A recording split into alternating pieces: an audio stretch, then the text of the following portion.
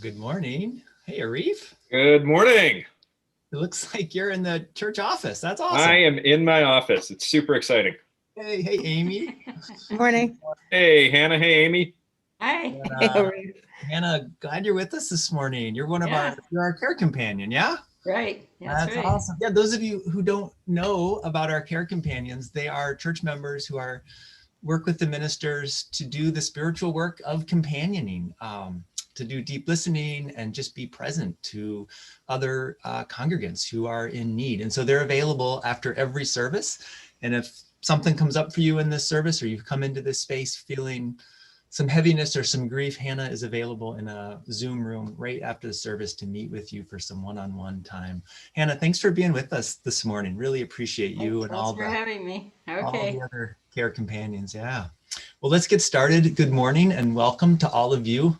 There's this really funny phenomenon that happens every Sunday, which is right up until the 10 o'clock hour, those of you who are with us live, there's just a little bit of a trickle of you coming into the Zoom space, and then boom, dozens of you flood in and fill the chat box, and it's just really wonderful. So welcome. My name is Justin Schroeder. I'm one of the ministers here at First Universalist, and whether you're with us live right now or listening later to this podcast or the YouTube recording, we're just delighted that you're with us. We are a faith community that welcomes and affirms and protects the light in each human heart, that practices listening deeply to where love is calling us next. And with humility, courage, and compassion, we act to create a more just world. We do all of these things as a faith community committed to dismantling white supremacy culture and building beloved community, that place of liberation and freedom and flourishing for all. I see so many of you saying hello in the chat. That's great. If you haven't had a chance to do that yet, just say hello and let us know where you're joining us from. It's so fun to see people from around the metro area and outstate Minnesota and outside of Minnesota, and then sometimes even outside of the country. Different folks from different parts of the world join us for this worship, so welcome. It's a big week we're moving into, and so as we gather for this time of worship, I just want to name that reality. Tomorrow, the jury selection for the Derek Chauvin trial begins. Tomorrow is also a global day of prayer for George Floyd and for Black liberation. First Universalist is a co-sponsor among many, many co-sponsors of the day of prayer at George Floyd Square at 38th in Chicago tomorrow.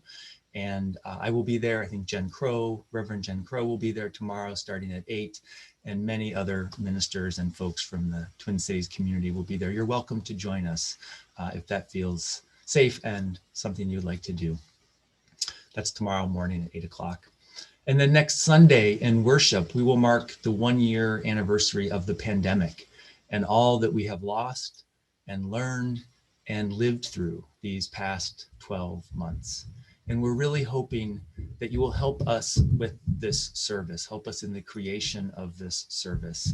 We would like to create several short video montages that include images, that include little videos, that include words that capture what has happened over these past 12 months, that help tell the story of these past 12 months. So if you're on our email list, you should have gotten an email sent to you that outlines the service on the 14th and what we're hoping that you might do. Take a look in your email, see if that's there, and then do take a few minutes today or tomorrow just to send us something that we can include in that service on March 14th. For those of you who are new to us today or have been here just 1 or 2 times, you're invited to join our First Step class this morning. It's a class to learn more about Unitarian Universalism and this faith community and ways you can be connected. It's a class we offer on the first and third Sundays of the month. And I also want to take a moment this morning to invite you to join one of our 6-week small groups. This is a group of 6 to 8 people that will gather for 6 weekly sessions right after the worship service on Sunday. And now we're adding these small groups on Wednesday, right after the Wednesday worship. These groups give and receive care by sharing and by listening deeply to one another to see what is stirring in each other's spirits and how our faith is guiding and calling us.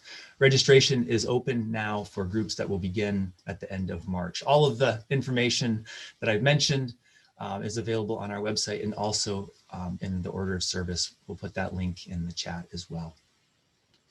So friends, I'm really glad you're joining us for today's service. You are going to hear stories today about the Faithful Action Ministry of First Universalist. You're going to learn about our Faithful Action partners, our community partners that we do justice work with. And you will learn and hear how Faithful Action is a spiritual practice, a way to help create beloved community, that place where everyone can flourish and thrive. In the order of service, that link in the chat, you'll find out more about our Faithful Action partners, our Faithful Action Ministry, and ways that you can be involved with our Faithful Action Ministry. After the chalice lighting this morning, you'll hear an amazing spoken word piece from Joe Davis. Joe Davis is an Alafia Foundation Fellow. The Alafia Foundation has merged with the Center for Leadership and Neighborhood Engagement. They are one of our Faithful Action partners, and so we're lifting up some of the voices from our Faithful Action partners in the service itself. So welcome once again. It's really good to be with you all this morning. It's good to see the hellos still coming into the chat box. And as we welcome one another into this space, the invitation, as it is every time we gather for worship, is to join together in a shared breath, to find that space to settle our bodies and to recognize that we are connected across time and space by this shared breath. And so I invite you now, as you are able and as it is comfortable for you, to settle in, and we'll take 3 deep breaths together.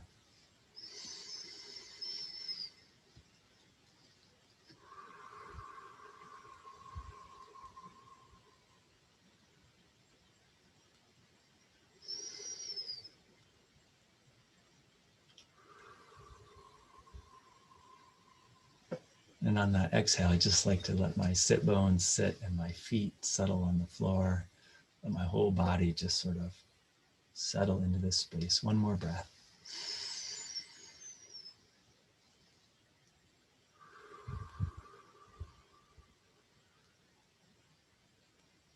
Welcome, friends. Welcome once again. Please join Canute and Juliet in saying the words for the lighting of our chalice.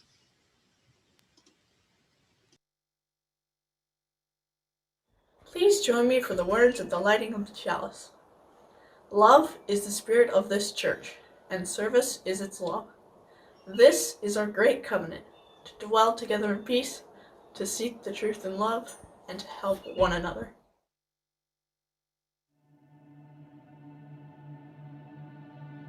We were each called to this place, this time in the season. You may not yet know the rhyme or the reason. You may not feel, think, or believe in the same things I believe in, but we've been asked to show up. Show up from wherever you are from. You can come here to be free. Bring your full self, both your head and your heart, your hands and your feet, and anything and everything, infinitely beyond any duality, your sexuality, your gender, your race, your age, your ability. We all have the ability to be. Without you, I'm incomplete. Without you, there is no we. I need you not just to survive, but to thrive, to come fully awake and alive with potential and possibility. Join me at the table, for it is wide and there is lots of food to eat. So show up and be fed and feed others, satiating a different kind of hunger, fueling the fire in our bellies. No matter where you've been or what you've done, all will be well when we're all welcome to laugh, cry, dance, write, breathe, and bleed into the margins and follow the call to the farthest reaches of who we are. Whether you run, walk, crawl, even if you fall, we fall in love. Just show up. Show up to answer a call to justice, to transform both the soul and the bodily world the soul inhabits. Show up with all your awkwardness and bad habits. Show up with your doubts and questions. Knowing here, you can ask them. Show up with your wounds and scars. We all have baggage. Just know that together, we can unpack it. There's no mistake. You are not here by accident. You are the only you there ever has been. You are not the magician. You are the magic. So show up to this place here where there's no grace period, there's only grace period. Bring your fears and insecurities. Let us marvel in the mystery. Let us listen each other to life with a deep holiness. Can you hear it? Can you hear it?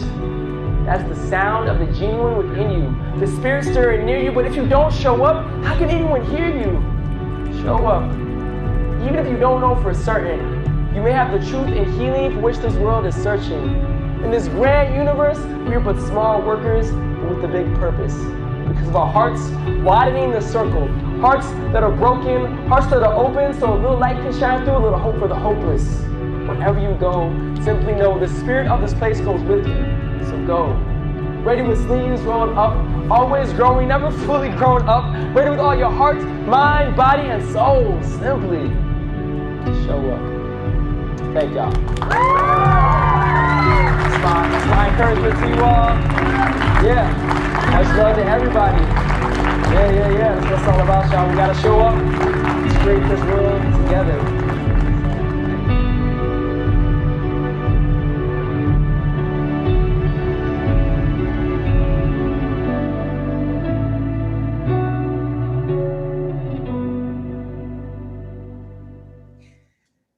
Good morning, everyone. Here is our story for all ages.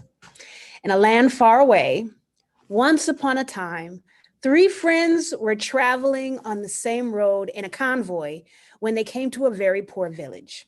Seeing this poverty made each of the friends feel a certain way. Oh, I forgot to tell you all, we're telling this story together. Well, we're more like having a kind of discussion within the story.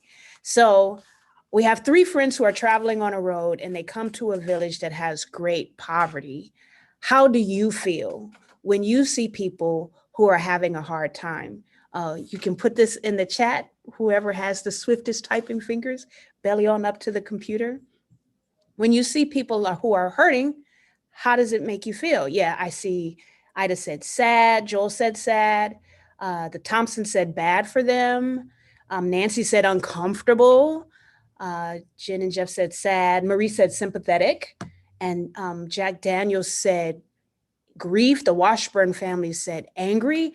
Yeah, we can sometimes feel a multitude of feelings. Like when you see people holding up signs asking for help, how does that make you feel? Krista said humbled, and Ali said compassion. When you see people living in tents, how does that make you feel? Ashley said guilty. Denan said helpless, like unable to help them. And Cheryl said empathetic.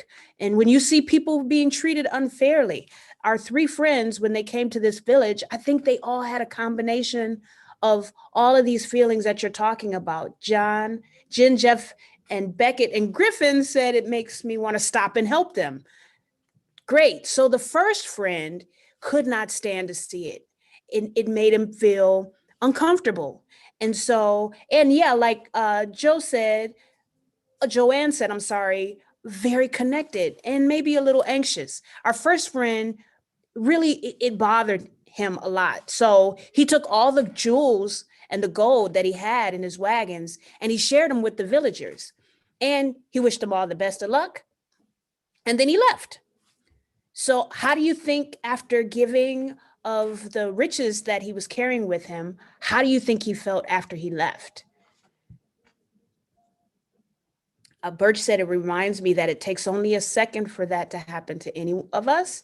And Ida says, like he'd done a good deed. Yeah. Sherry said, proud. Rebecca said, less guilty. Yeah. The Washburn family said that it felt good to share, because it really does feel good to give, doesn't it? Yeah. So, and Denan said, and I hope I'm saying your name correctly, unburdened, like he had done his part. Exactly. And Jen, Jeff, and Beckett and Griffin said that person felt good about themselves after they helped. Yeah.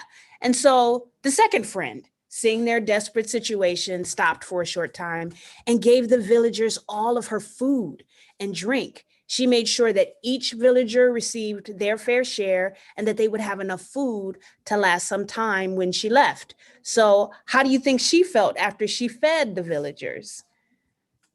And how do you think it would make you feel to help feed people who are hungry? Rebecca said, great. And Ida said, grateful that they would at least have something to eat for a while. Yes, that is very insightful. And Joel said, good. Denon said, blessed. Marie said, just the start. Thank you, Marie.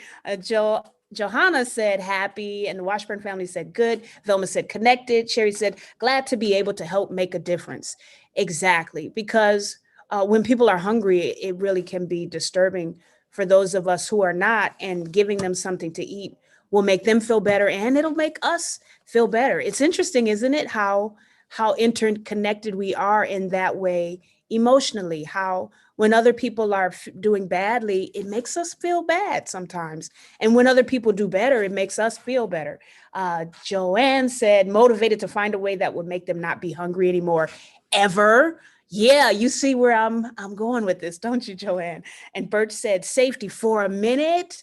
And the Thompson said, I would feel happy. And Bill said, good, but worried about the future. Yeah, and Catherine said, glad knowing that I helped. Yes, and Trina said, but the first two left. That's exactly right, they left. But the third friend, on seeing all of that poverty, stopped. Spent some time in the village at the tavern, and they talked to the people, and they ate with them, and they sang with them, and they danced with them, and they prayed with them. And the people told the third friend about the hopes that they had for their community, about the problems that they were having. So the next day, the third friend hurried off without stopping. And when the other two friends saw this from a distance, they commented to each other how the third friend lacked decency and compassion. It was good that they had been there to help the poor villagers. And isn't that interesting how sometimes when we're feeling like we're doing a good thing, we can look around at others and place value on the way that we choose to serve versus the way that they choose to serve. But what those two friends didn't know, and what they came to find out, is that 3 days later, they saw that third friend traveling back in the opposite direction. And the third friend was traveling very quickly, but in their wagons, instead of gold and valuables, they were bringing farming implements and tools and sacks of seed and grain. And they brought back with them lots of friends who had heard about the village and came along to help. When they arrived, they gathered with the villagers and everyone got to work. So how do you think the third friend and all of those helpers felt?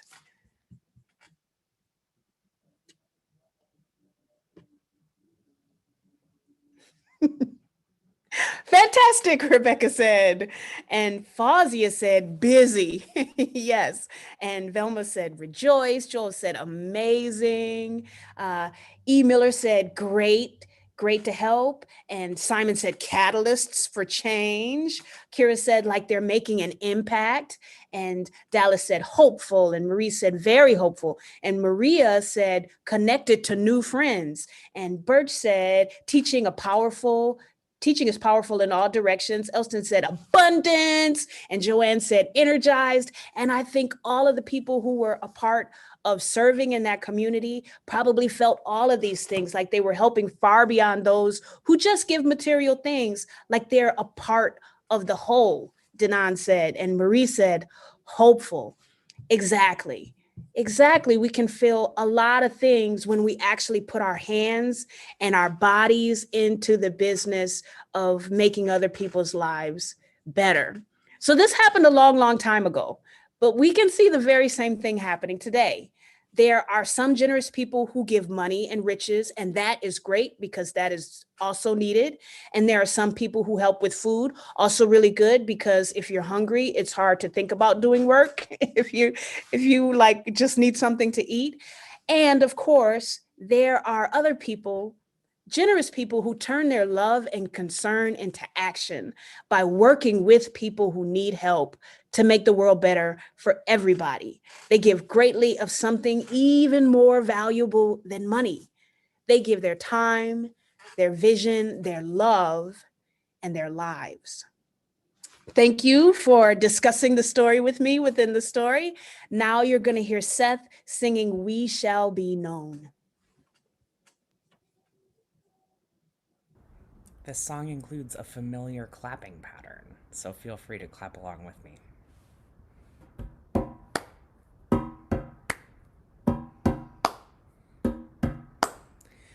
We shall be known by the company we keep, by the ones who circle round to tend these fires.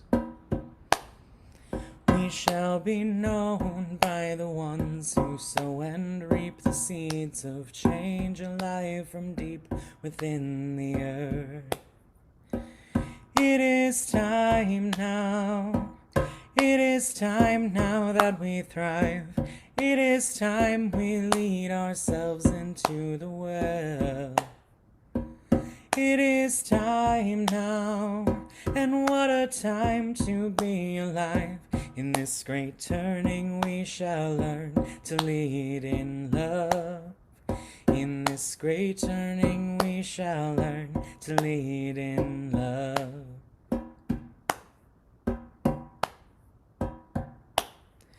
We shall be known by the company we keep, by the ones who circle round to tend these fires. We shall be known by the ones who sow and reap the seeds of change alive from deep within the earth. It is time now. It is time now that we thrive. It is time we lead ourselves into the well. It is time now, and what a time to be alive. In this great turning we shall learn to lead in love. In this great turning we shall learn to lead in love.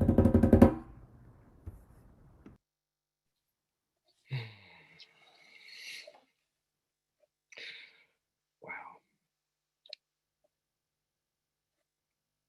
Thank you, Seth. Thank you, Amy. It is so good to be with you all this morning. Friends, each week when we gather for worship, we make time to extend the caring ministry of this congregation. Love is the spirit of this church, we say.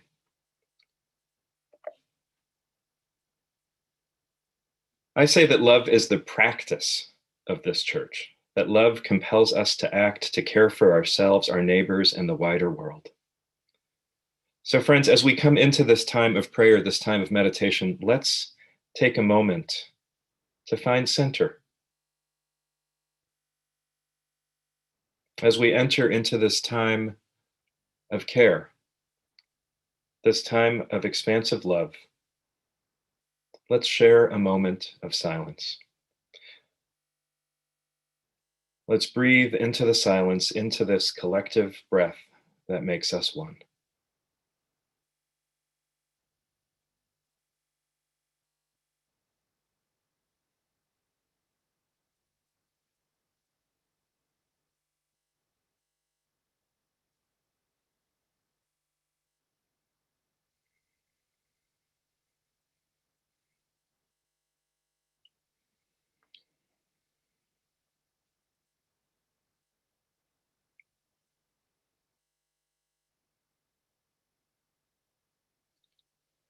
Friends, will you pray with me? Holy One, source of wisdom and whimsy, spark of life and giver of light, you who my ancestors knew by many names, you who we know beyond all naming. You call us toward ever more justice. You call us toward ever more joy.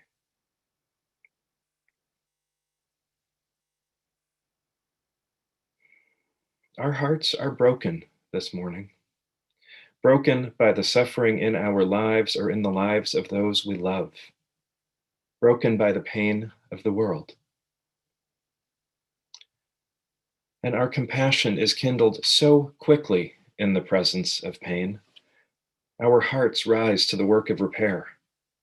For the wrongs that we've committed, may we find the courage to make amends. For the wrongs done on our behalf, in our name, even without our consent, may we find the patience to listen and follow the leadership of those who have been harmed. We may not have been guilty of the acts of injustice, but we are all responsible for its repair.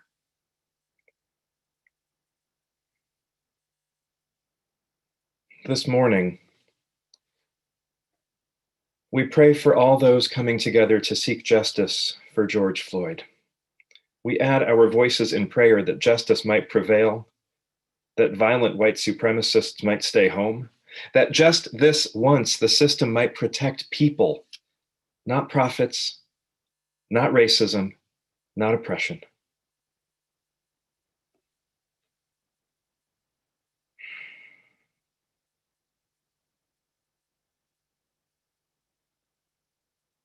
And we hold in our love this morning all those who are struggling with illnesses seen and unseen, with addiction, with chronic pain, with depression, the many forms of oppression that constrain and bind the bodies and spirits of those we love and those whom we will never meet. All are surrounded in our prayer and love this morning. We hold in our love this morning all those carrying the weight of sadness, of loss, of grief so heavy it feels like you cannot catch your breath. May our love and care help you to remember when you can't remember, help you to breathe when you feel like you can't, help you to hold on and go on when it feels impossible. And we hold in our hearts this morning all those celebrating. Gardeners rejoicing over the thawing of the earth, couples newly in love, in a pandemic no less. Love is truly a remarkable thing. We hold in our hearts students waiting for buses after a long, long time away. The risks may be great, but the excitement to see friends in person is undeniable. We hold all of this, the pain that would bring us low, the joy that lifts us up high. We hold all of it together, knowing that nothing lasts forever, that change is the most constant rhythm of our lives, and that we are making a way through all of this together. And so this morning, I invite you to share in the chat those things that are weighing upon your heart, those things that are lifting your spirit, that we might hold them together.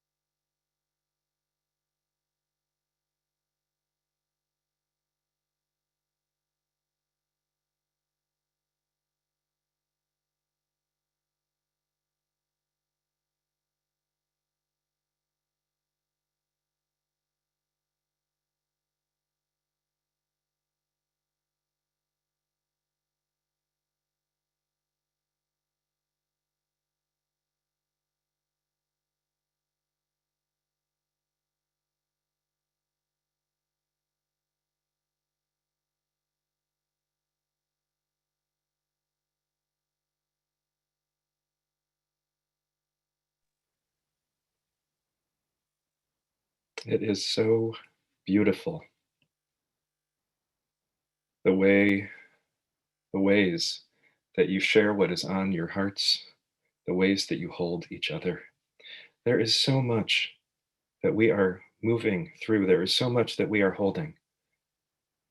And so this morning,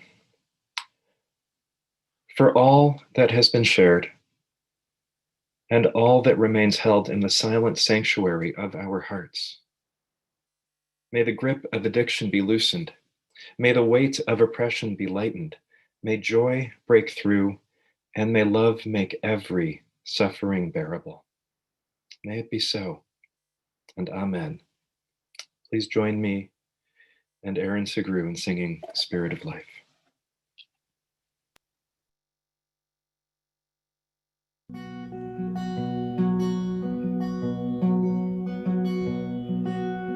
Spirit of life, come unto me. Sing in my heart all the stirrings of compassion. Blow in the wind, rise in the sea.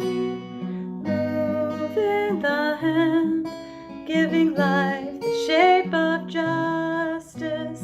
Roots hold me close, wings set me free. Spirit of life, come to me, come to me. Well, good morning. I'm really excited to be here with the co-chairs of the Faithful Action Council, Cindy Marsh and Malia Hausnecht, and they're going to say a little bit about what the council is and the work they've been up to this year. My name is Malia Hausnecht, and I use she, her pronouns, and I'm a proud co-chair of the Faithful Action Council. I'm a lifelong Unitarian Universalist, and when I moved to Minnesota in 2011, I knew that I really needed to be a part of a UU congregation so that I could align my efforts as an active member of my community and as an advocate, particularly on behalf of racial justice, with my faith, and to be able to do that work with others who are striving to create the beloved community. What I love most about serving on the Faithful Action Council is the opportunity to think about the many ways that the church can help provide opportunities for us all to do more good in the world by acting together, and for us to deepen our faith by reflecting on what each act of service and activism teaches us about our opportunities to advance justice throughout our lives. There is a long history of faithful action through and within and throughout First Universalist and the members of this congregation. The Faithful Action Council was formed in 2015 to help support, guide, and enable our ministry of faithful action. So in other words, supporting, nurturing, and focusing the relationships through which we act on our faith and manifest our commitment to racial justice through collective action. Our work as a council includes helping to set and support the direction of the congregation's faithful action commitments, including ensuring that as a community, we're helping to address the immediate needs of those around us through education, advocacy, direct service, and generosity, while we work on and in ways that contribute to systemic change to address institutional racism and injustice. We also support teams and leaders within the congregation as they put faith into action in relationship with a rich network of local organizations to advance immigrant justice, environmental justice, housing justice, and to explore connections with Black, Indigenous, and other folks of color who are leading work throughout our community to dismantle white supremacy and build a more equitable society. Ultimately, our work is about supporting congregants and the congregation and exploring how our faith leads us to be engaged participants in community and society, and offering opportunities to do that work through deep relationship and explicitly grounded in our shared UU principles and intention to build beloved community. I'm Cindy Marsh. I use she, her pronouns. I share Malia's commitment to faithful action, and I've had the privilege to serve on the Faithful Action Council since 2015, to serve as a team leader for one of our community partners, and to participate in many volunteer opportunities. Today, we're highlighting the church's work with our community partners. We choose to work collectively through partners to leverage partner expertise and to increase our own impact. We establish thoughtful processes to evaluate potential partners through a racial justice lens, striving to build long-term, mutually respectful partnerships with organizations whose commitment to racial justice and values are similar to our own. So our partners are Beacon Interfaith Housing Collaborative, which is made up of over 100 metro area congregations working together to ensure all people have a home. Twin Cities Habitat for Humanity is an interfaith ministry whose mission is to eliminate poverty housing in the Twin Cities and to build home ownership. Simpson Housing Services works to house, support, and advocate for people experiencing homelessness. Augsburg Fairview Academy, or AFA, is a public charter high school established to provide a safe and welcoming educational community for underserved students, many who experience both housing and food insecurity. Minnesota Interfaith Power and Light is a statewide organization bringing faith communities together to be leaders in the climate justice movement. First Universalist is designated as an MNIPL climate justice congregation. The Sanctuary and Resistance team initially partnered with Isaiah, but now partner with more than 25 local groups to address injustice in the immigration system through system change and support in sanctuary for those who are directly impacted by injustice. I'd like to introduce a new partner, and guided by our racial justice commitments, the Faithful Action Council intentionally worked to build a long-term, mutually respectful relationship with a smaller, emerging Black, Indigenous, people of color-led organization.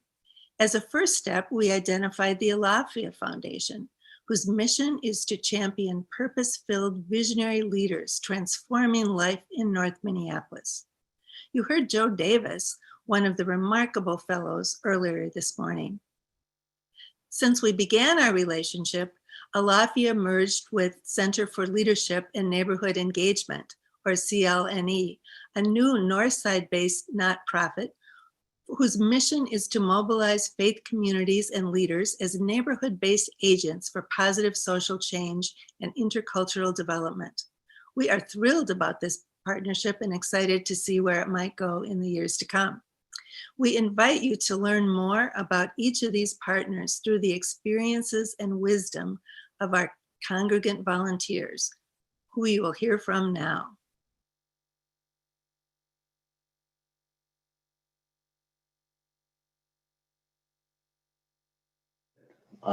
First of all, my name is Jeff Lennox, and I am the Community Partner Coordinator for Simpson Housing, which is an organization that you've already been introduced to.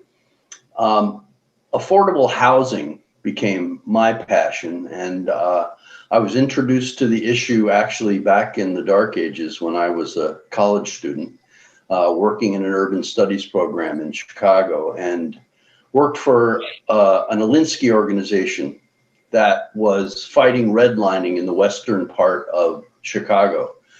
And then I became reintroduced to the issue when I started working with Barb Mellum, providing meals at Simpson, and then got more involved at Simpson, which has a myriad of services for folks who are homeless or folks who need subsidized housing, et cetera. So I decided I needed a focus because you can go all over the map to help people. I mean, there's all kinds of possibilities, but if you don't focus, you tend to be rather scattered and ineffective. I'm Cindy Marsh. I'm representing Augsburg Fairview Academy, AFA. And I really felt called by love to AFA. I believe passionately in the importance of education for all students, and yet I really hadn't worked in any schools, but Pat Gottschalk asked if I wanted to be co-team leader with her at AFA at a time when I was grieving for the death of my young niece, Hannah, who had just finished grad school and was going to take a job as a math teacher in inner city school in Baltimore. So I said, yes, Hannah would want me to do this. And I love it that we're supporting an organization in our own backyard, just a couple miles away from our sanctuary. And that we're one of the only sources of support in terms of supporting these extra needs in terms of food and clothing and so on. My name is Autumn Harris, and I'm representing Beacon Interfaith Housing Collaborative. The inherent value of every single person has called me both to this church, but also to work for organizations that work for equity. And Beacon was a shining example of this and continues to be, where they believe, and we believe, that all people should have a home. And my experience with the collaborative really has been multidimensional. So I've gotten to do some direct service through their shelter program. I've also gotten to do some fundraising work. I've gotten a lot of education about the local impact of our historically racist housing policies and practices. Also training on how to speak to and influence elected leaders and appointed leaders. I'm Jean Guion, and I'm representing Sanctuary and Resistance team at First U. After the 2016 election, I just felt a real spiritual emptiness. And even though I had been involved in social justice work and anti-oppression, anti-racist work before, I really felt a strong urge to do it as a spiritual practice within my faith community. And the opportunity came up right away when the Sanctuary and Resistance team pretty organically and powerfully emerged. And I have some individuals in my life, including my son-in-law, who are highly impacted by the unjust immigration system. And I thought, this is where I want to go. This is what I want to do. Especially meaningful to do this kind of work within the faith community that is so beloved to me. My name is Kevin Ambrose, and I'm representing CLNE, which is Community Leadership Neighborhood Engagement. You know, it's important to me because, you know, we're starting from the ground up. CLNE is in the process of gathering their 501c3 or their nonprofit certificate.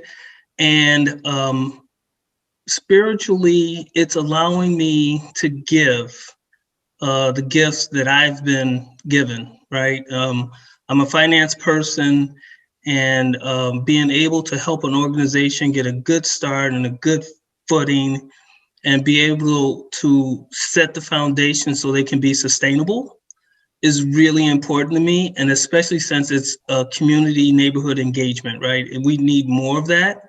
And so I just feel like I can help set a good foundation for them. And it's a good way for me to practice my spirituality.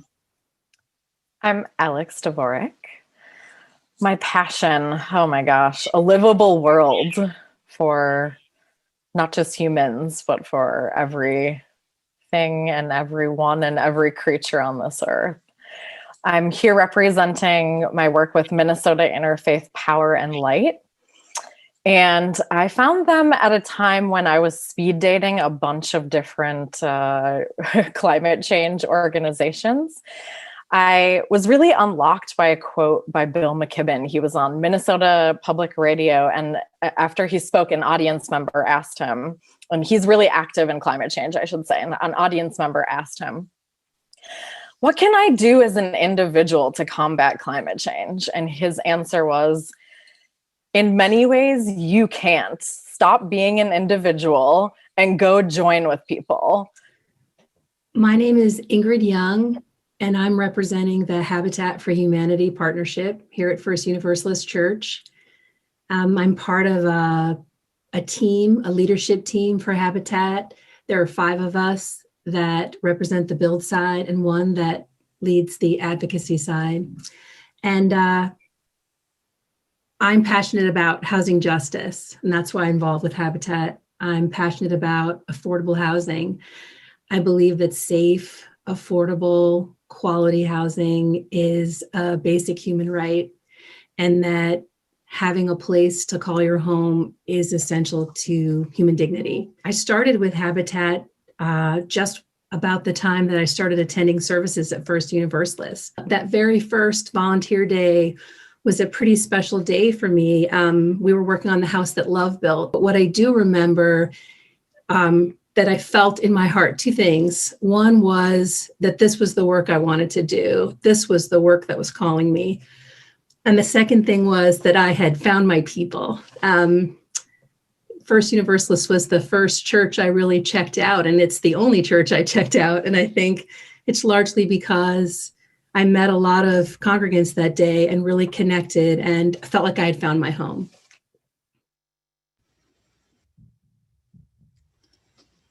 I'm so grateful for these stories from church members and for their faithful action work with our partners. I hope you're feeling as inspired or curious or hopeful as I am as I watch these interviews. And I hope that all of you, whether it's through Faithful Action or through a small group or through Sunday morning worship, you also experience, as Ingrid was saying, you experience First Universalist as home, as a place of belonging, as a spiritual base camp, if you will, a place to gear up and then engage the world in a more grounded and a more loving way. I hope that that is an experience we can all have. We'll hear some more from these congregants in just a moment, right after we give and receive our offering this morning. And today our offering will support the Sanctuary and Resistance Immigrant Fund. This fund was started several years ago in June of 2018, after our Sanctuary and Resistance team and some of their partners have been working very closely with immigrant families who needed low barrier access to money, given the tremendous impact of detention and deportation and family separation. At present, over 45 families have received cash gifts of $750 each. These gifts have helped with rent, they've helped with clothes, they've helped with food, they've helped with legal fees, and so much more for families impacted by detention and separation. If you're able to give financially this morning, there are a number of ways you can do that. Those are on your screen. You can give via text, you can give via the Square Cash app, you can give online, you can give via check. And if you are in a place of needing to receive support this morning for your own housing or for food or medical bills or whatever it might be, please know that there is a fund available in the church for those needs, and that we would love to support you and can support you because of the generosity of congregants who have helped to fund this emergency fund. So today our offering is for the Sanctuary and Resistance Emergency Fund, and together, giving and receiving as we are able, we help to create the beloved community. As we give our offering this morning, you're invited to sing along with Sarah Lindsay and Franco Holder as we give our offering.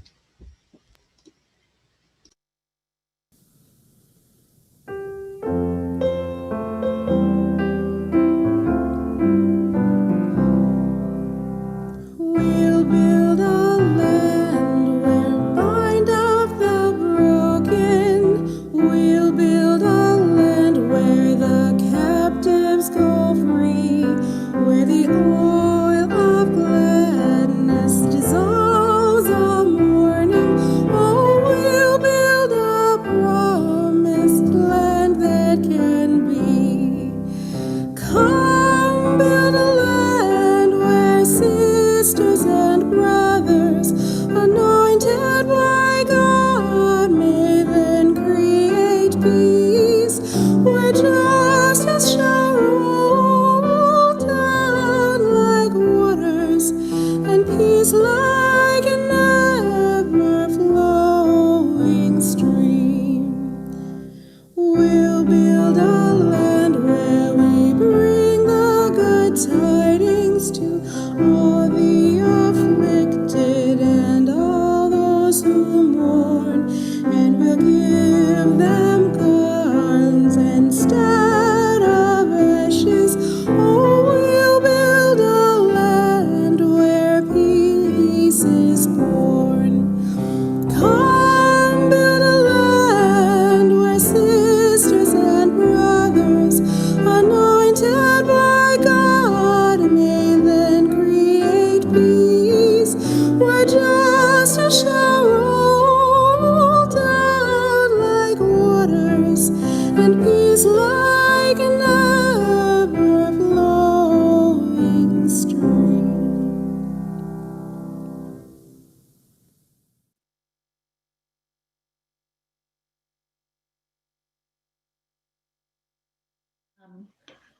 So one of the biggest things I've learned is that if I'm not actively in there, standing on the side of love and actively trying to be anti-racist and building the equity, if I'm not actively doing that, then I'm part of the problem. And also kind of learning that I need to be proximate to the people who are most impacted.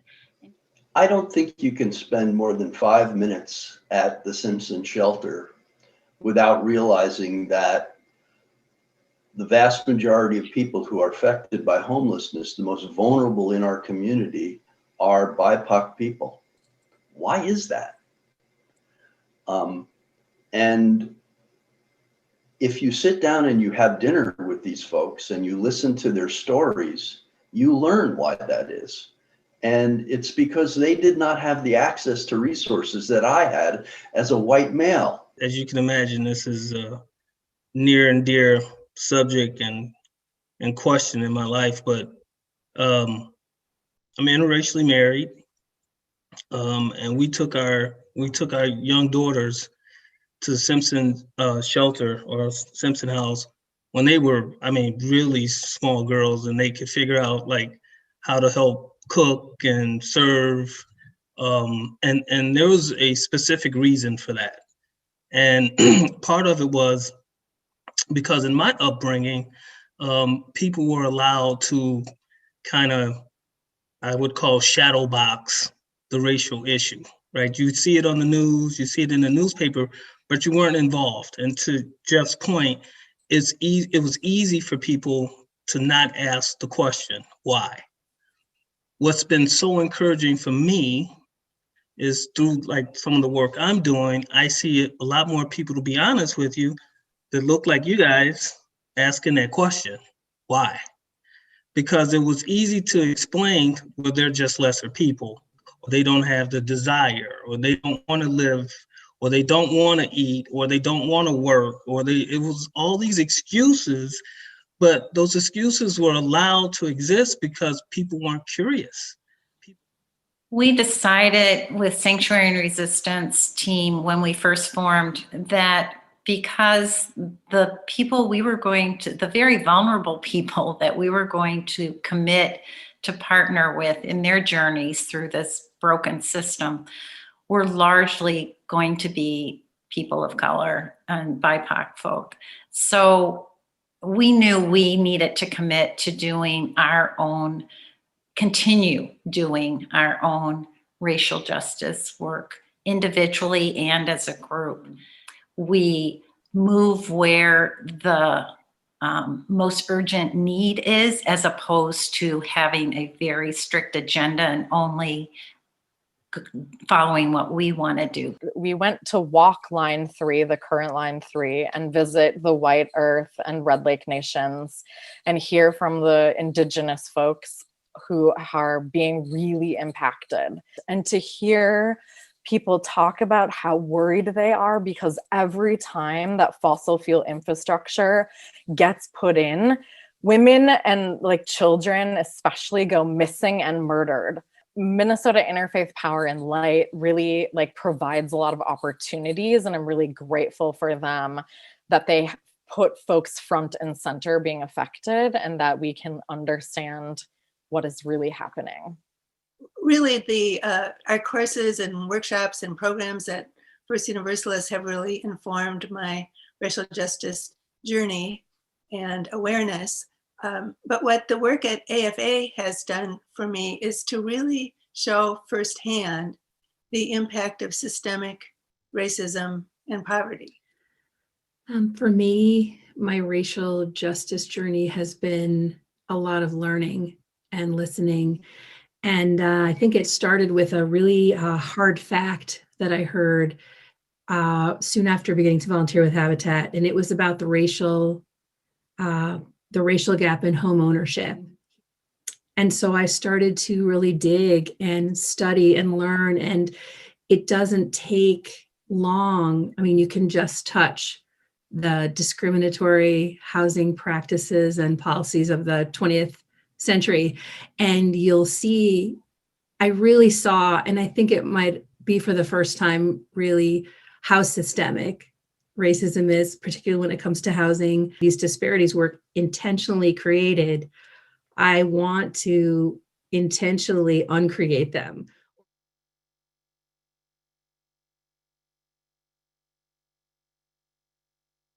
At Simpson, the vast majority of the work that we've done with the church has been at the shelter providing meals, which during a pandemic, obviously, you can't do. A quick perusal of the Simpson Housing website will teach you a lot of things that you can do to volunteer there. So Beacon has a bill that has been introduced in the House called Bring It Home Minnesota. And we are actively working to influence our both appointed and elected leaders to get traction on that bill. It's a rental assistance bill that would provide rental assistance in Minnesota to anyone who qualifies, which is not at all the case how it is right now. Beacon also has a wonderful training program. You can learn about redlining, you can learn about predatory lending, you can learn about nuisance ordinances that all are so racist. It just makes you sick. Just by being involved in the environmental justice team, we are doing the work of Minnesota Interfaith Power and Light, because they can't solve climate change alone. We all have to do things. So they've got these beautiful programs where you can be a family. They have like a family program that you can just download from their website to become a climate justice household. We're doing climate justice congregation. And so this is one of the main ways to extend the work of Minnesota Interfaith Power and Light, is to do this in your own home and to do it with our faith community. So with Sanctuary and Resistance, our possibilities for engagement are ever-changing and ongoing. We have a really strong court observer program, and I know many people in the congregation have been involved in that. We have our direct mutual aid, our Sanctuary and Resistance Fund. This is ongoing. It has provided more than, I think at this point, more than 40 individuals or families with an amount of $750 each to use it as they need. It is a very low barrier, relational way that we distribute those funds. So we invite those who are interested to participate in any of the things we offer. We will continue with educational opportunities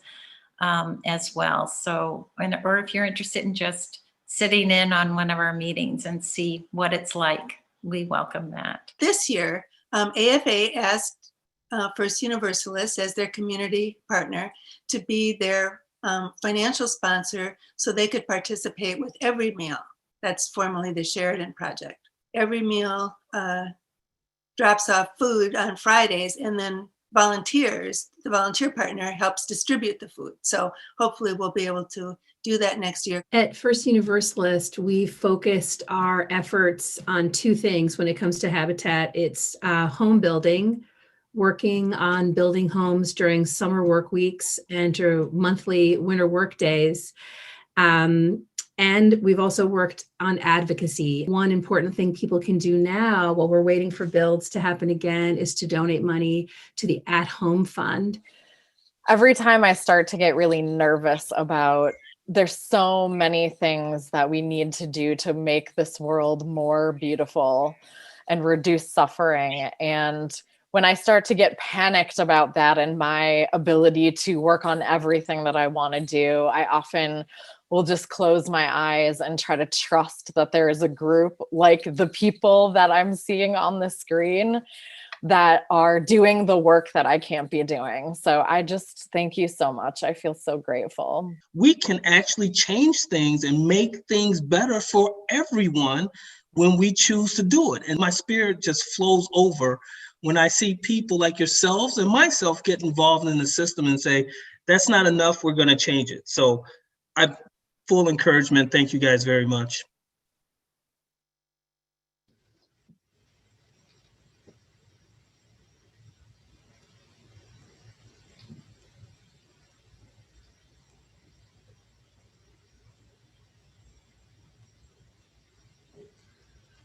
I love those closing words, and I'm so grateful for these congregants and so many others who are involved in the Faithful Action Ministry at First Universalist. But we can show up, we can lead with love, we can change things. And I invite you to learn more about our Faithful Action Ministry on the website. It's under the, you can find Faithful Action under the Justice tab on the top of the homepage. Also in the order of service, there's a link to the monthly Faithful Action Opportunity newsletter that is available and will be coming out every month. That's also on our website. It includes contact information for each of the team leads. So if you are feeling called to work around housing, you could contact Ingrid with Habitat for Humanity or Jeff with Simpson Shelter, but get connected with these team leaders in the way that speaks to your spirit. You can also connect with Cindy Marsh and Malia Hausneck, the co-chairs of the Faithful Action Council, the body that kind of oversees and coordinates our Faithful Action Ministry. I also want to let you know, after the service today in the Zoom fellowship hour, you can stop by the Environmental Justice. They'll have a Zoom table. Zoom room table. We can learn more about environmental happenings around climate legislation, Line 3 actions, and much more. So lots of next steps you can take in a way that works for you, for your family, and for your spirit. Beloveds, as this time draws to a close, I want to remind all of us that we know that a better world is possible. And it starts with relationships. It starts with listening. It starts with coming together and acting on our faith. We know we don't have to do it alone, and we know we don't have to do it all. Together, we can help create a better world. We know that we are here for each other.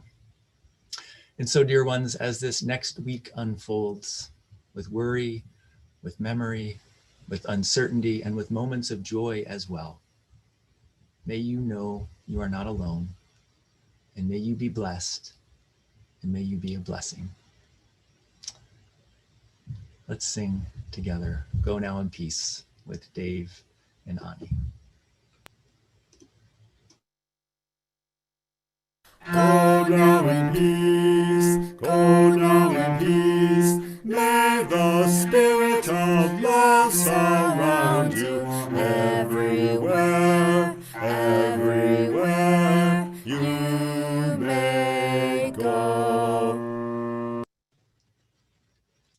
You are all invited to join us in the fellowship hour following the service, or any of the programs that are following the service. There's a lot happening. And now, as we extinguish the chalice, do not extinguish the flame in our hearts. May those flames burn brightly until we are together again. And as we end our service, I invite you to type in the chat, I carry the flame, and let us know where you are carrying the flame this week. Take care. Be well. Amen.